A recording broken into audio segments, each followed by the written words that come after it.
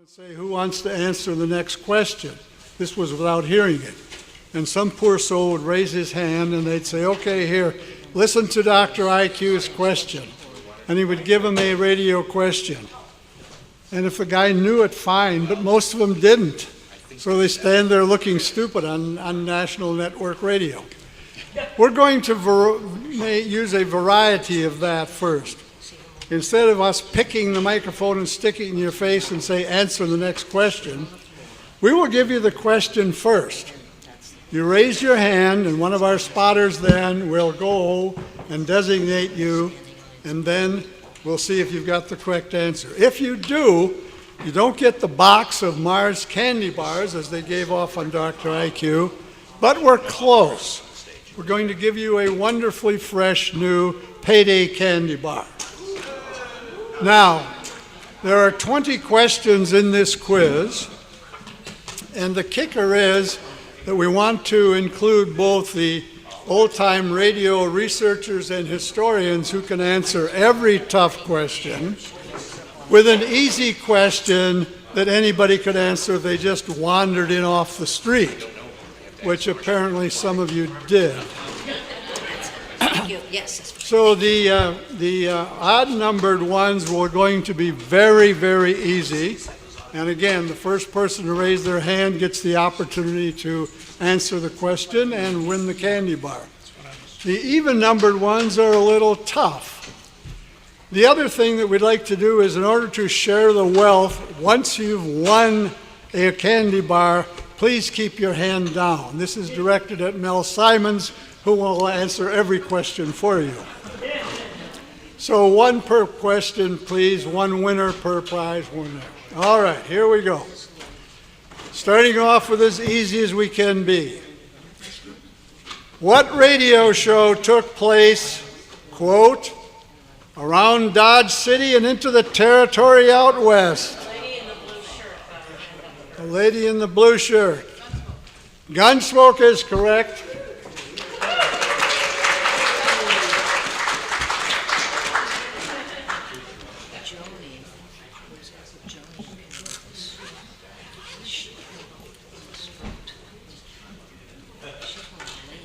I've got to switch to my reading glasses to read the difficult ones.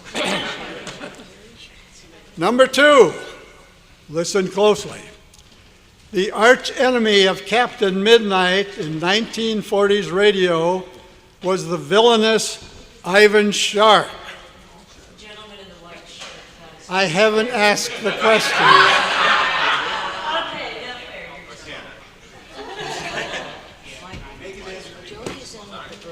Ivan Shark's diabolical daughter shared the same name as the golden palomino that Straight Arrow rode. What name did they have in common? Gentleman in blue. Huh? Yeah. Fury. Who answered without raising his hand? He raised his hand. Oh, okay, well. Put his hand up before you finish the We're question. putting your sound effect over there. This is amazing, they're reading my mind. Yeah. That's better than my wife even does. Yes, he's correct, absolutely. Fury.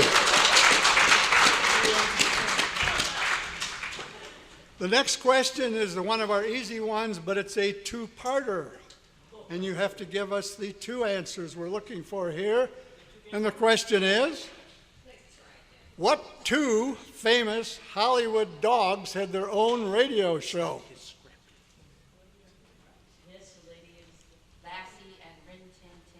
Give that lady a payday candy bar.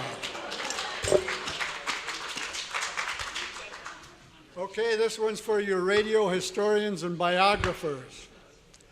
What very popular radio comedian was born, quote, John Florence Sullivan? Pardon? That is correct.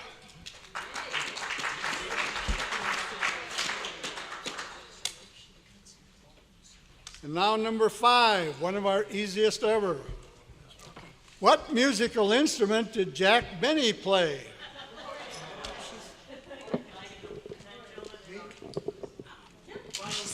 Violin. Are you sure, Mel? Yes. Give him a candy bar.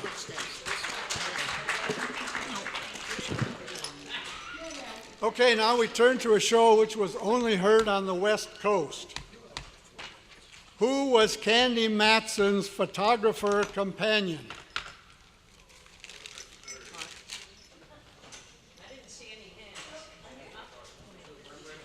Correct.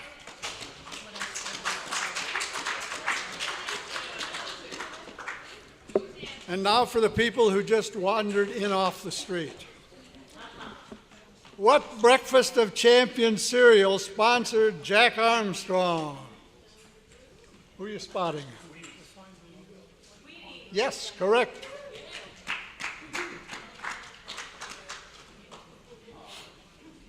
Okay, now we switch to horses. When the Lone Ranger was riding Silver, what's the name of the horse his nephew Dan was riding?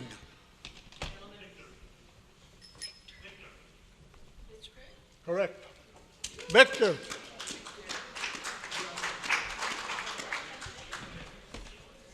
For some reason, when I was a kid, I thought they were using Victor as a man's name to name the horse. I didn't realize it also meant champion. Yeah.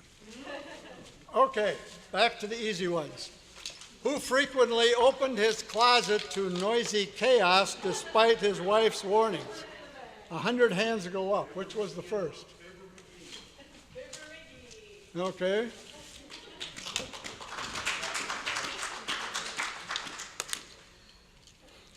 Now here's a crossover question from radio to TV. When Have Gun Will Travel moved from TV to radio, who took over the leading role? Over there, plaid shirt. Pardon? That is not correct. Who's next? No, he had the TV version. Who's next? Steve? John Daner. Give Steve a candy bar. Now we move from the easy questions to the ridiculously easy question. Which radio cowboy was married to Dale Evans?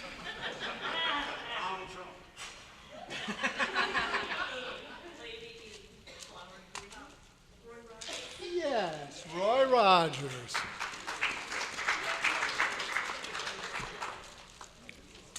Okay, now back to radio's origins. Who created and wrote One Man's Family? White shirt. Correct. Carlton E. Morris.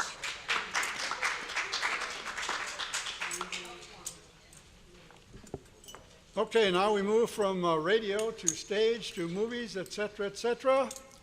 Who was the pint-sized little redhead with her dog on radio?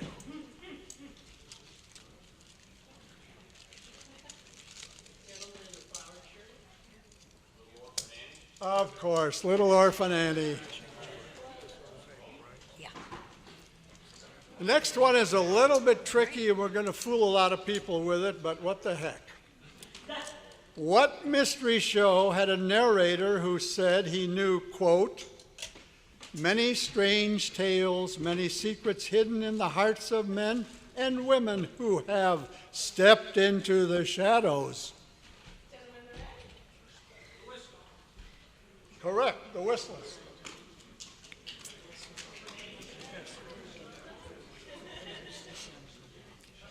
Now we move to physical size. Who was the rather large announcer on the Jack Benny program? Don Wilson. Correct, Don Wilson.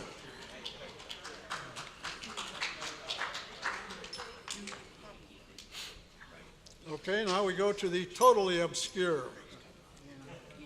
Which radio actor played Duffy on Duffy's Tavern? Any hands? Any hands?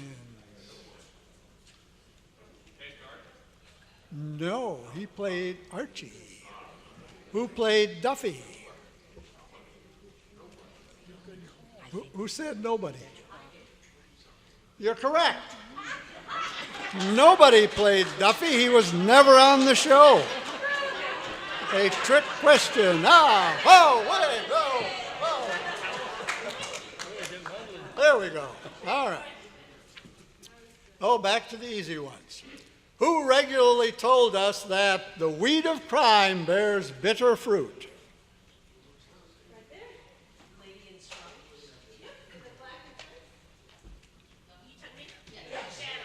The shadow is correct.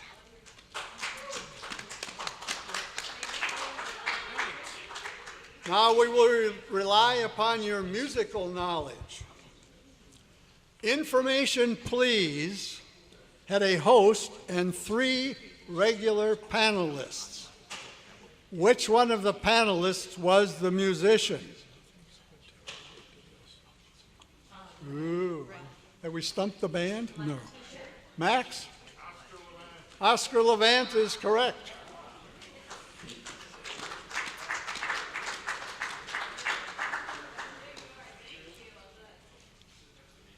The next one concerns a problem which Congress, the President, everybody else is trying to sort out here. What popular radio flying crime fighter first came to the U.S. as an illegal alien from the planet Krypton? Superman is correct.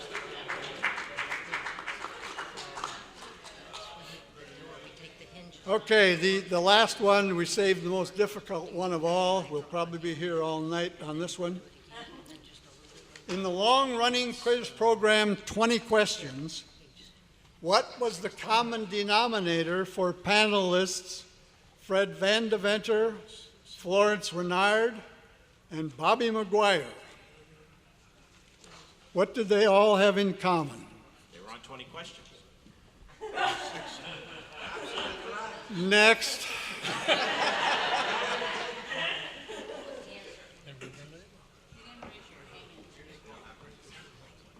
I see no raised hands, just confused faces.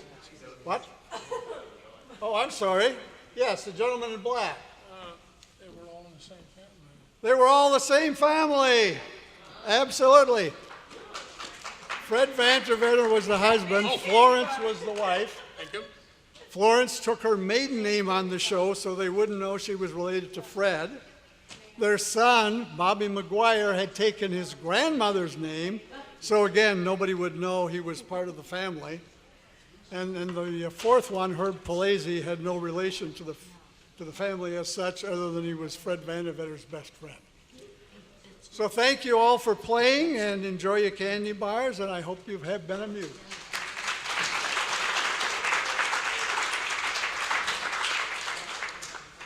Now for our next portion of the program, which is the recreation of chicken heart, we actually learned yesterday that we can thank the following process for us having this script. And it starts with one of our winners here, Max Schmid, who is known for dumpster diving in NBC's places, came up with umpteen scripts they had thrown away in the late 1990s, including several scripts from Lights Out. One of them was Chicken Heart. He turned it over to Steve Lewis, who typed it up for it, and the Gotham radio players first produced this Chicken Heart show in 1999 on the air. They repeated it again at the Friends of Old Time Radio Convention in Newark in 2002. So obviously the show has been produced since 1938. And this will be your newest chance to hear that show. And believe me, it's a lot different than the one that Bill Cosby heard.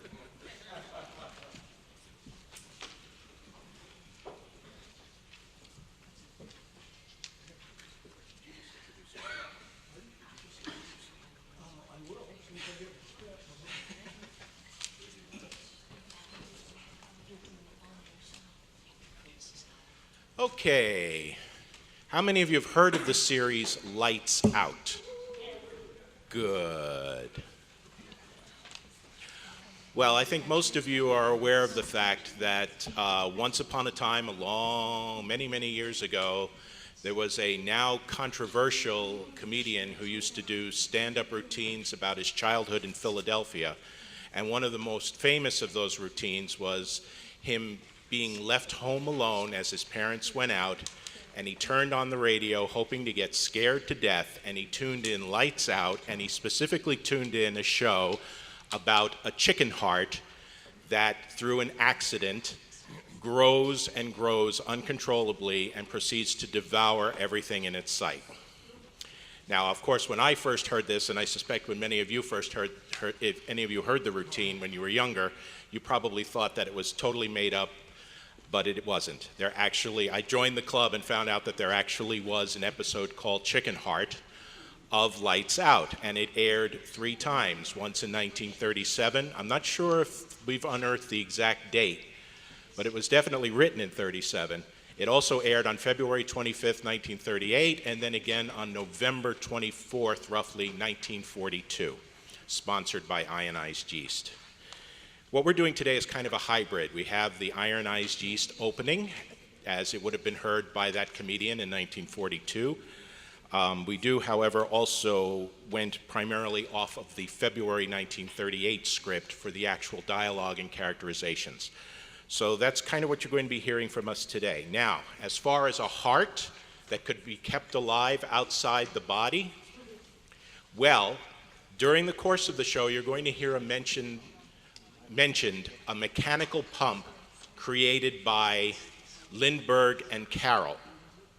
Carroll is Dr. Alexis Carroll, who at the time of this show had kept an expectorated chicken heart alive outside of the now dead chicken for over 25 years. As a matter of fact, there's a 1928 news article that I came across that indicated that the heart would double in size every 48 hours and would have to be surgically trimmed back. So the Lindbergh is the aviator, Charles A. Lindbergh. In 1934, he developed a mechanical pump for Dr. Carroll, and Dr. Carroll used the pump to help keep other organs, such as kidneys and livers, functioning outside the body. This, I would presume, was the beginning of what later became possible, made organ transplants possible. So all of this is based, in fact, the writer, Arch Obler, who is one of the shining lights of old-time radio, he worked often and he worked extremely well, took that situation and turned it into a what-if scenario. And I think he did it very effectively, and I hope you'll agree. So, without further ado, can we do a check? Yes, we want to check our mic levels here. Okay. Adam, am I good? What do you? Everybody hears this as I'm talking to Adam. Am I too close? Okay. Can you hear me good? No distortion? Okay, thank you. You'll be sorry in a little while that you can hear any of this. Then we will know what really happened with the chicken's heart. This one? This one here. Yeah. So don't worry about that, but that one should be fine. Thank you for helping me test. All right, so here we go.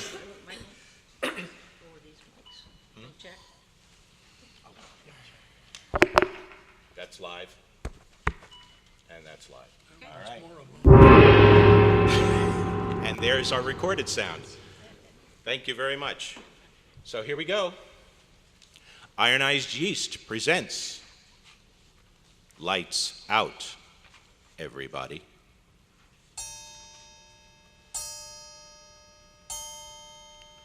It is later than you think. Lights Out brings you stories of the supernatural and supernormal, dramatizing the fantasies and the mysteries of the unknown. We tell you this frankly, so if you wish to avoid the excitement and tension of these imaginative plays, we urge you, calmly but sincerely, to turn off your radio now.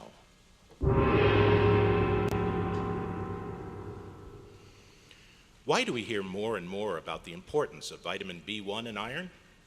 Because by getting more of these two substances, thousands who needed them have gained glorious new pep and strength and pounds, new enjoyment of life. And remember, friends, ironized yeast tablets gives you both these vital substances. So if more vitamin B1 and iron are what you need, and if these deficiencies are making you thin and weak, jittery and tired out, get ironized yeast tablets right away. Start taking them tonight. See if you're not surprised at the wonderful difference in the way you look, feel, and act. That's right, it's the one and only ironized yeast tablets you want. And now, lights out, everybody. Femin.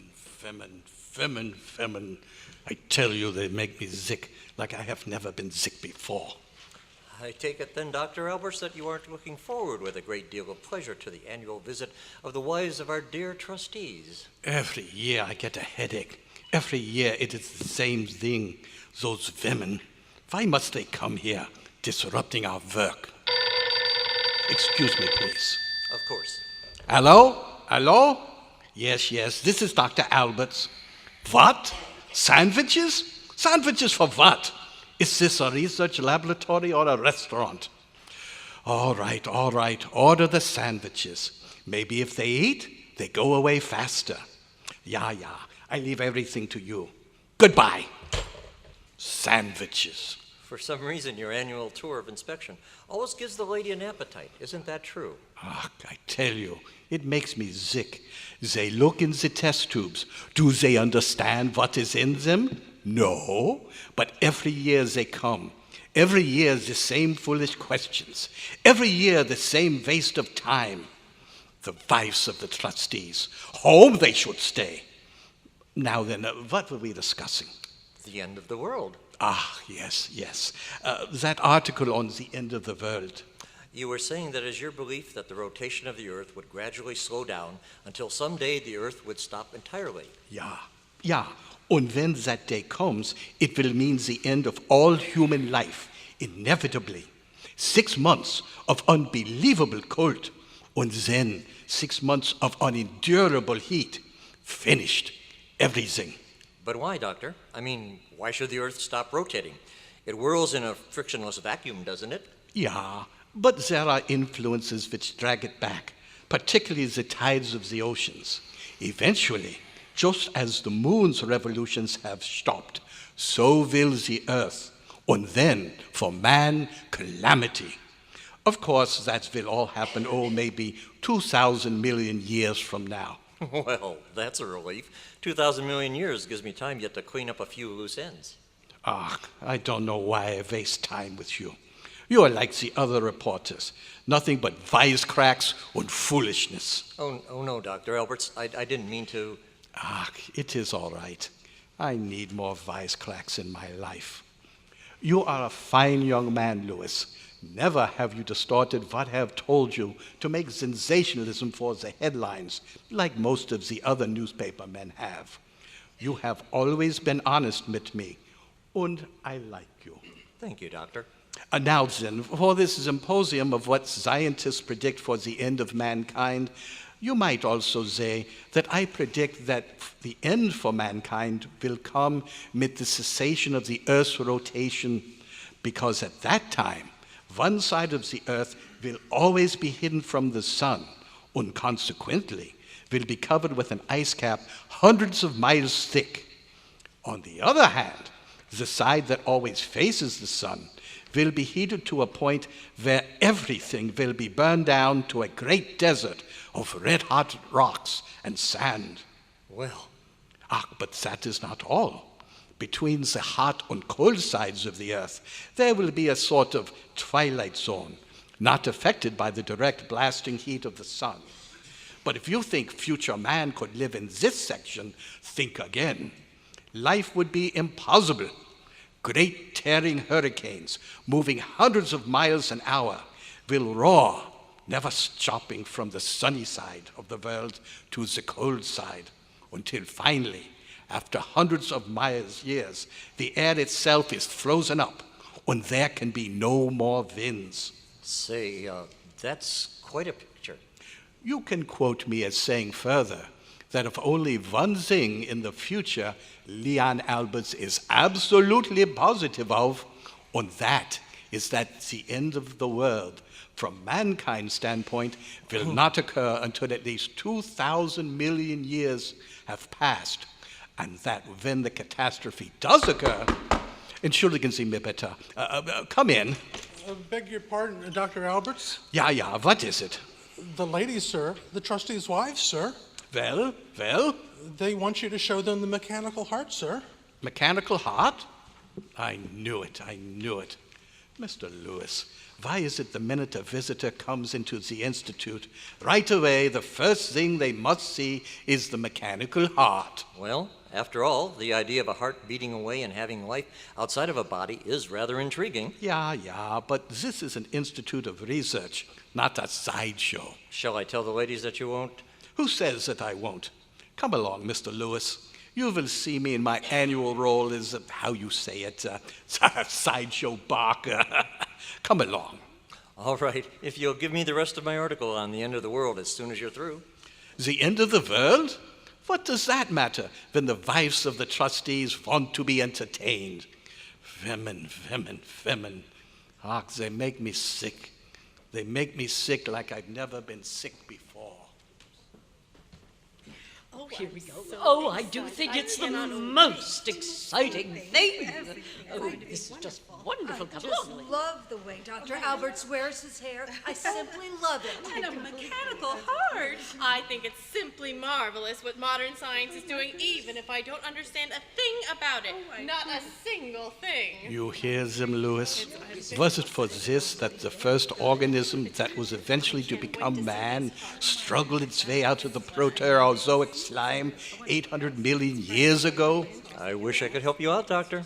Here we are, Dr. Alberts, all ready. The ladies are simply dying to hear your masterly exposition of the artificial heart, or whatever you call it. Oh, this gentleman, I don't think I've had the pleasure. This is Mr. Lewis, mit one of the newspapers. A reporter? Oh, how interesting. I'm Mrs. John C. Hallop, H-A-L-O-P. If you please, in here. Oh, yes, of course. This way, ladies. The dear doctor is ready for us. Oh, I cannot wait. This is Oh my, isn't everything neat and clean? Look at all the bottles, just like my own pantry. Where's the heart? I don't see any heart. Quiet, ladies. Quiet, please. If you please. This table here, if you will step this way. I don't see any heart. Nothing but test tubes and glassware. Where's the heart? Yes, Dr. Alberts, where is the heart? You're not going to disappoint us, are you, dear doctor? So, now I can explain. If you will step closer and look where I point, you will see inside of this quartz container is the isolated, extirpated chicken heart. Can you believe it? Oh, I see it now. Where? Right in there. Isn't it fascinating? Oh, my goodness, it really looks like a chicken heart. And that is what it is. The chicken to whom this heart was a vital organ is dead already for 17 months. But here, in this apparatus, a modification of the robot heart developed by Lindbergh and Carroll, this heart has gone on in an independent existence, beating away as if it was still a part of a living fowl. Can you imagine that? Of all things. Unbelievable. Through these tubes, as you can see, a constant stream of liquid is flowing to and from the heart. This liquid is called Hartmann's solution and stimulates tissue fluid. You mean it artificially replaces the bloodstream? Yeah, the blood. The solution replaces the blood. But, doctor, what keeps that artificial blood circulating? I will show you. Here, in this case, I open it. You see? Why, it's a tiny electronically driven pump. Yeah, what we call a synchronized alternating pump. It drives the life fluid through the heart at 60 times per minute. And so, the heart lives on and on, though the body it came from is long dead. But, Doctor, you don't mean that this chicken heart can go on living forever? As long as we keep the serum that is circulating through it fresh and at the proper temperatures, there is no reason why this heart can outlive 1,000 generations of all of us.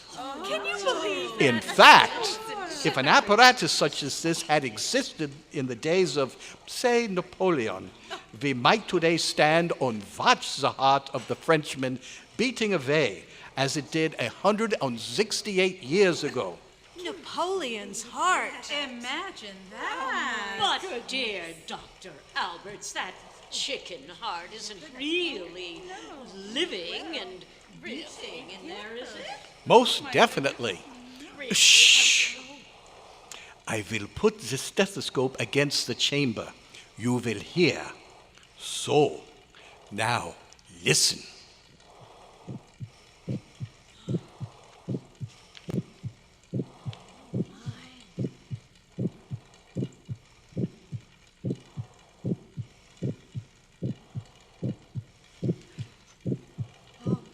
That's quite incredible.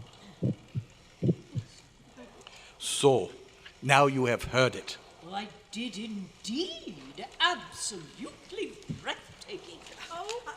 Let me listen, Dr. Alberts. I want to hear it too. No, me first. Let me hear it be first. No, I want to hear it again. You already had a chance to hear me, Dr. Albert. No, I asked first. No, ladies, please, one at a time. No, do not push. The apparatus, you will please to be careful. Ladies, please, the instruments, they are delicate. You will break. Look out! Oh, my goodness. Good grief. Broken. The experiment ruined. Dr. Alberts, we didn't mean. I mean, that is, speaking for the ladies, we didn't mean to. Get out of here! Get out of here, all of you! Get out! You have ruined months of work. You silly women, you. Months of work. See, the apparatus is broken. The heart stopped. Everything ruined. I don't care if you are trustees' wives. Get out, you women. Get out! Get out!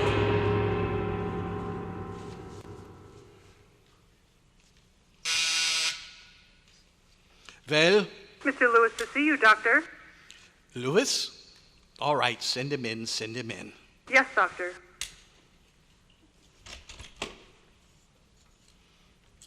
Good morning, Dr. Alberts. Well, what is it? It's about that symposium, Doctor. I've got to get the rest of the material. Symposium?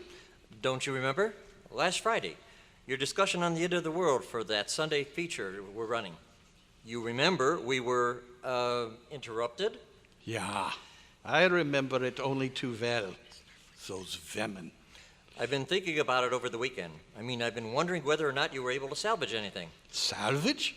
You think with so delicate an experiment as with a living heart there could be salvage? Nein, the experiment is ruined. Ruined. It was unfortunate, wasn't it? It was a lesson.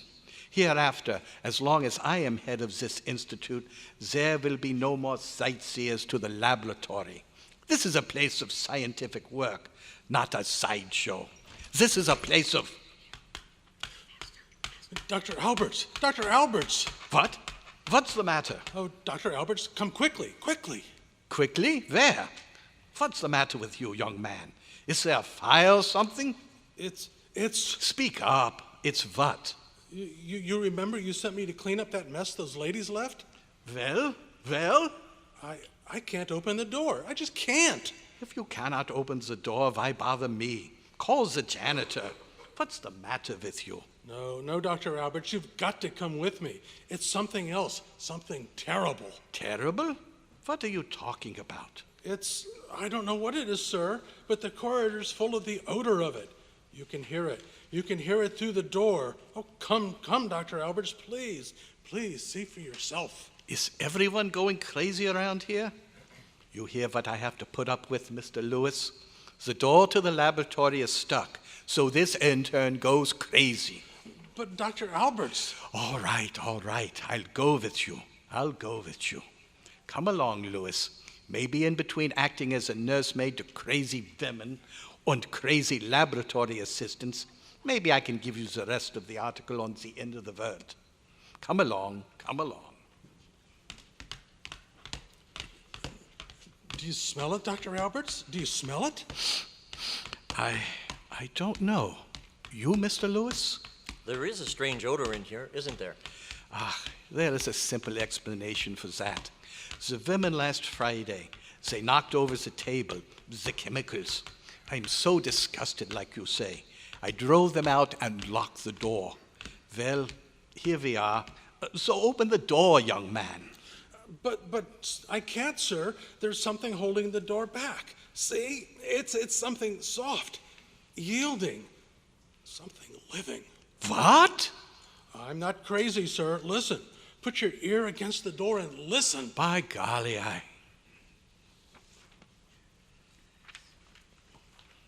Yeah, I'll listen.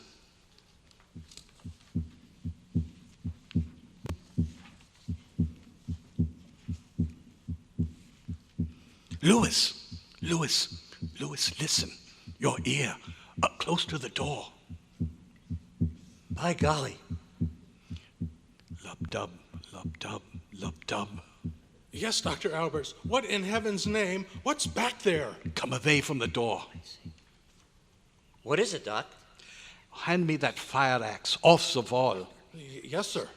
It sounded like some sort of a pump, didn't it, sir? What? I said it sounded like a pump of some sort, didn't it? Yeah, pump. The axe, sir. Shall I break down the door? No, you fool. The hinges. Knock the pin out, and the door will fall open.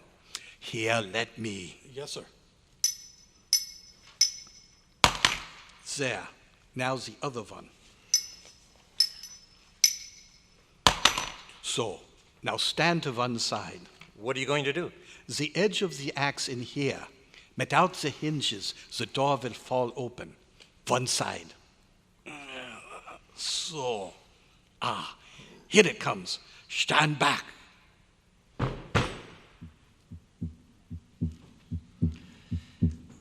Dr. Alberts. Mutter in Himmel. Doctor, that huge piece of flesh on the floor. Where did it come from? Where? Listen to it, Doctor. Listen. Pulsing. Doctor, it is flesh, isn't it? It is flesh? Yeah, it is flesh. A living mass of meat as large as a chair. What is it, Doctor? What is it? It cannot be. And yet it is flesh pulsing. It is the chicken heart.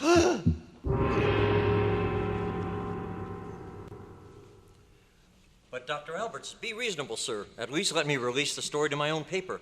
I won't color the news. I'll just tell what happened. And do we know what happened? Why, certainly. That apparatus, robo-heart or whatever you want to call it, was accidentally smashed, and over the weekend, in some miraculous manner, the little chicken heart, no larger than my thumbnail, grew into a mass of pulsing flesh 1,000 times its original size. Miraculously grew, you say? But in science, there are no miracles. I want to know why it grew. Why? But let me put the story on the wire, Dr. Alberts. We've been friends. I've never presumed on that friendship, but now, I'll tell you, it's a story that'll... No, wait. Here is the possibility. What? When those women knocked over the apparatus, it fell against that rack of chemicals. Is it not possible that some unknown combination of those reagents acting upon the tissue resulted in what you choose to call a miracle? This super growth of this heart, this independent existence of an organ outside its own bodily environment? Wait a minute. You mean you think that some of those chemicals that might have fallen on the heart caused it to grow and keep on living without a bloodstream? Yeah. It is the only possibility. But there must be no newspaper publicity, mein Freund. I must have time, peace, quiet to analyze, to investigate. If I can discover the secret of this independent existence, it may be in my power to do wonders for medical science. Wait, Dr. Alberts, what's that noise? What? Dr. Alberts, quickly, come quickly. What's wrong? The heart. Yes, the heart? It's feeding. Feeding? No, that is not possible. Come see for yourself. It is not possible, I tell you. It is not possible.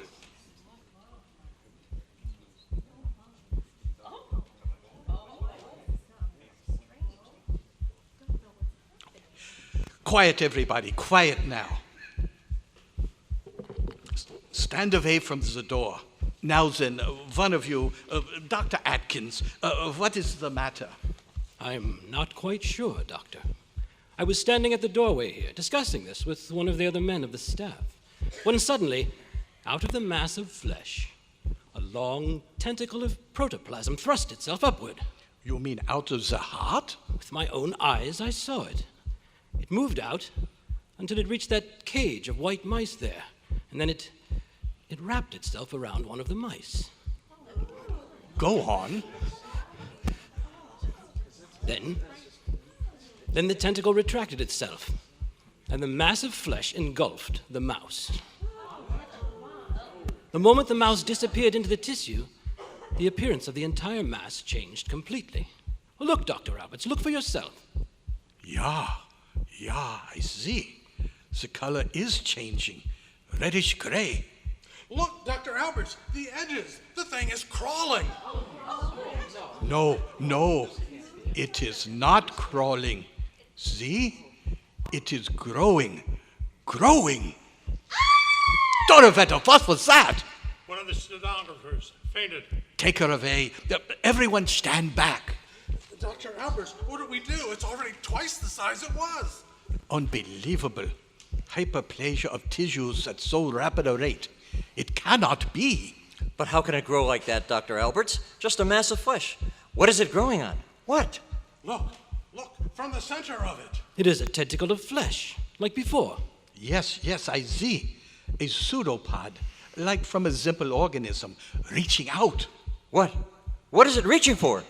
Groping along the floor. Dr. Atkins, stand back. It might. Look out! Atkins! It's crawling around Dr. Atkins! No, Lewis, don't go near it. The axe! Where's that axe? Somebody do something, somebody! It's pulling Dr. Atkins towards it! It sucked him in! Look out! Another one! Another tentacle! Run for your lives! Run!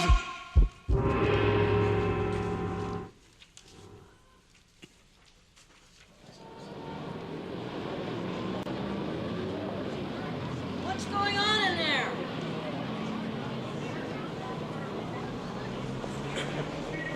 Stand back.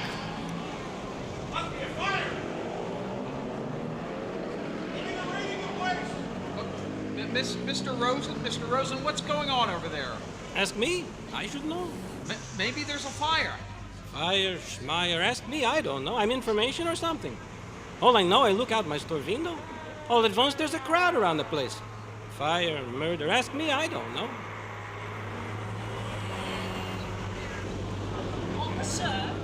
Officer, what's going on in there? What's going on in there, officer?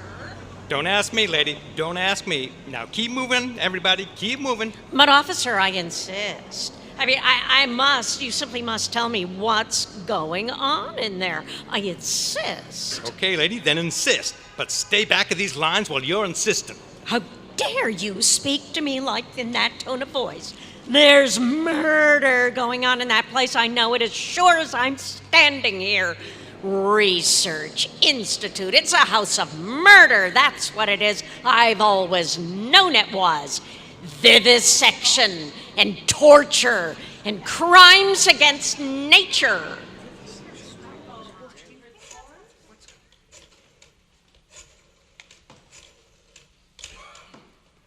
Hello? Hello? Give me the chief. Hello, chief. This is Lewis. Listen, get me a rewrite man. The thing's still growing. No, chief, I tell you the truth. They got squads surrounding the building and nobody seems to know what to do. It's growing so fast that there doesn't seem to be any way to stop it. I tell you, I saw it with my own eyes. The corridor is choked with living, crawling flesh. No, I'm not drunk. I'm telling you the truth. That little piece of flesh has grown until now it's jamming the building with flesh. All inside the space of an hour. You've got to believe me, Chief. It's the greatest news story of the generation. And here you argue with me? I tell you the truth, Chief. You've got to believe me. You've got to. Captain, you must believe me. I tell you, the only hope is to burn that building to the ground at once. Now, wait a minute, Doc. Wait a minute. Take it easy. I tell you, burn it to the ground. It is the only hope. Believe me, it is. That tissue is undergoing constant mitosis. It is proliferating so rapidly that it has choked the building with living flesh. Burn, I tell you. Burn. Now, take it easy, I tell you. Take it easy. I sent in a call for the chief. He'll be here any minute. All this don't make any sense. I tell you it don't. You dumb fool. There's no time to waste. Now, wait a minute. There is no minute. There is no second. This thing must be destroyed now, while it is confined. Oh, don't you understand? For some reason, I cannot even imagine. This tissue is doubling in size every hour. Do you know what that means, you dumb cough, you? In another hour, it will be twice the size it is now. And long before that, it will break open the building with the force of its pressure. Huh? What's that? Yes. Pressure of the growing flesh will thrust the building aside as if it were paper. And then it will be free in the street. You hear me? Free in the street. And then the pseudopods, those tentacles of protoplasm stretching out, it lives on human flesh. You hear me? On flesh. That building must be burned, and the clouds must be kept back. Further back, I tell you. Further back.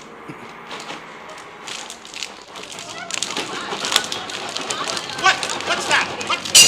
The building! See the walls? Cracking! I warned you! I warned you! Get back, everybody! Everybody, get back!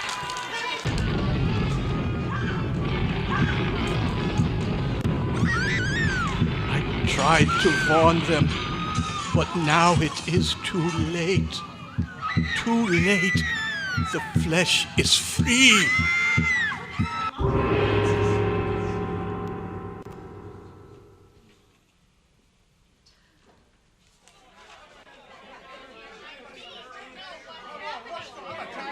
Mr. Mayor, I demand to be heard!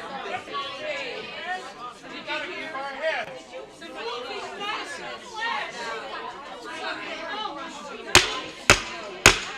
Ladies, gentlemen, come to order, please. Gentlemen, please.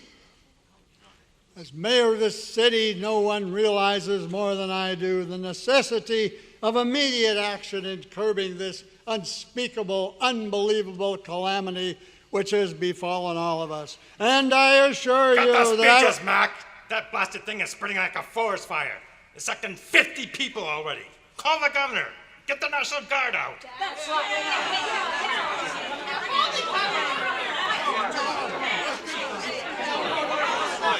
No, wait.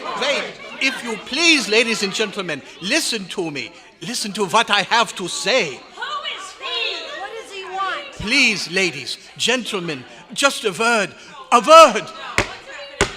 Wait, people, wait. It's Dr. Alberts of the Research Institute. Let him speak. Step up here, doctor. Good people, listen to me. It was in my institute this horror began. And if you give me the chance, maybe I can stop it. What is it, doctor? Tell us first what this monster really is. Yes, I will tell you. That great ever-growing mass of flesh, it is, or it was, a chicken heart. Chicken heart? Are you crazy, man? Chicken heart, he's nuts. Yes, chicken heart. I tell you, chicken heart. Listen to me, you fools. Listen.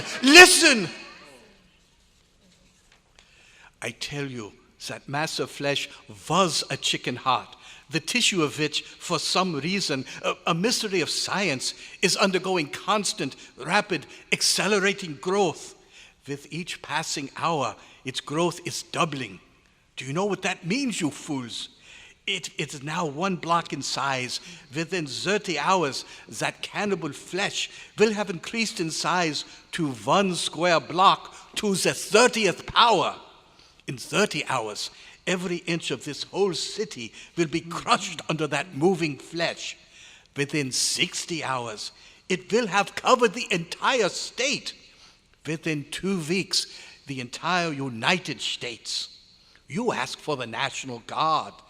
I say call out the entire United States Army. Blast this thing off the earth. Bombs, artillery. It is the only way, ladies and gentlemen. It is the only way to save the earth.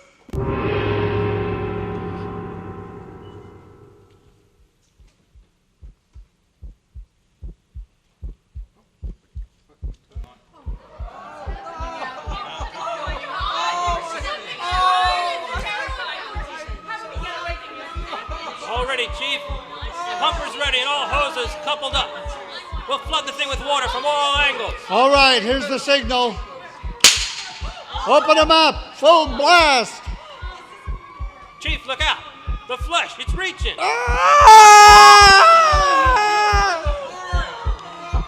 The fools, what good is Wasser? I told them, the only hope is bombs, artillery.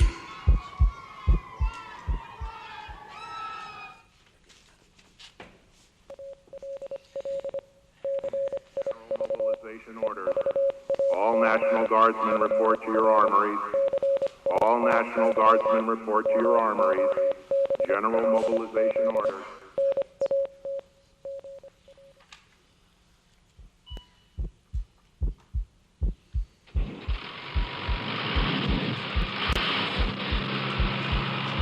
Battery in position, sir. Commence firing on the hour. Yes, sir. 20, 15, 10, 5, 0. Commence firing. Fire! Useless. It has grown too large, and it grows too quickly. The flesh is already engulfing the guns. They came too late.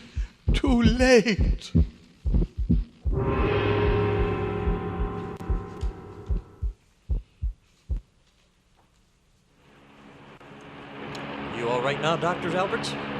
Yeah. I am all right, Mr. Lewis. Well, I'm sure I'm glad I located you. I stalled as long as I could. Another 10 minutes and we couldn't have taken off. That blasted protoplasm or whatever it was sucking at the wheels by the time we left the ground. Yeah, I saw. 5,000 feet. Well, we'll cruise around up here for a few minutes and then head west. It will do no good. Yeah? I have told you, like I have told so many, the flesh below, it grows like a mathematical progression. Faster, greater. There is no hope. In the name of all that's rational, Doctor, you don't mean it'll go on and on until... Until there's no place more to go. In the Institute, when it was small, then there was hope. Fire would have killed it.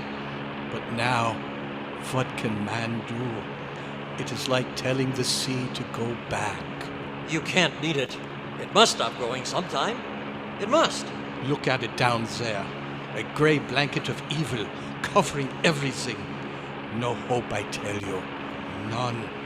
See how the roads are black with men and women and their children running for their lives. See how the protoplasmic ray reaches out and engulfs them. See how... Stop it. Stop talking like that. I've had all I can take of stand of this horror. We'll get away. I tell you, we'll get away. The government. They'll send bombing planes and blast it off the earth. Yes, that's it. Bombing planes. Poison gas. No hope. It will be the same as bombing the ocean. The flesh will go on and on. It is too late. No, I tell you, no. The little men down there did not believe their doom either until it engulfs them. Oh, listen to me, Louis. You remember only a handful of days ago you asked me my prophecy of the ends of the earth? You remember my answer? Ah, such a scholarly prophecy. Cessation of Earth rotation.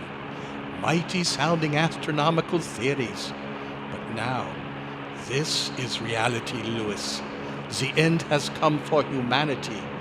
Not in the glory of interstellar combustion. Not in the peace of white coat silence. But with that creeping, grasping flesh below us. It is a joke, eh, Louis?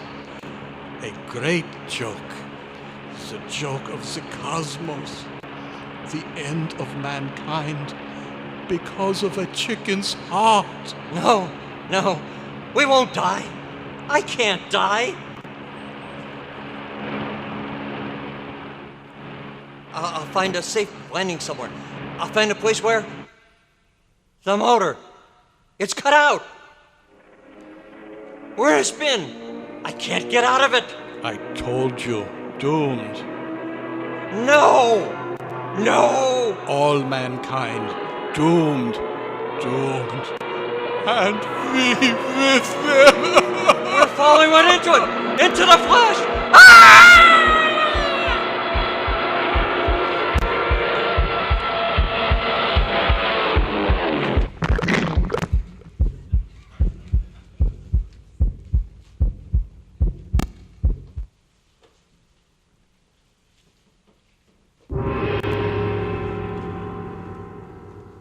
Chicken Heart, written for Lights Out by Arch Obler, was originally broadcast on February 25th, 1938. Tonight's recreation featured Edgar Farr Russell III as Dr. Alberts.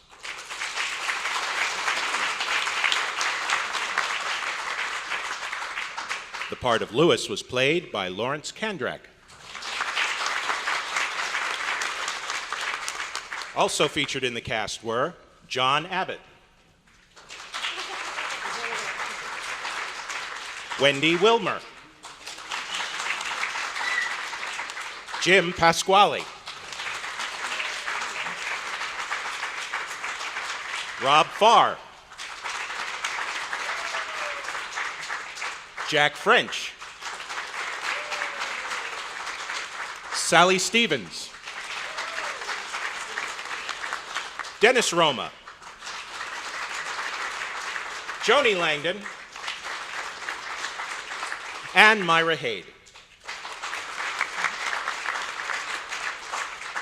The live sound patterns were handled by Marcia Bush,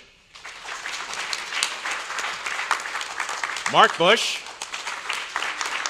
and Chuck Langdon. Marcia Bush and Adam Haid developed the recorded sound effects, and they were executed by Adam Haid. The performance was directed by yours truly, Michael Haid, who also served as your announcer. This has been a presentation of the Metropolitan Washington Old Time Radio Club Players. Thank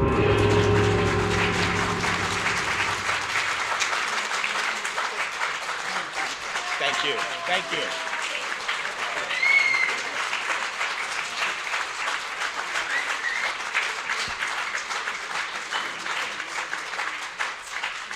And I think we actually finished only 3 minutes over. Thank you very much for coming, and enjoy the rest of the convention.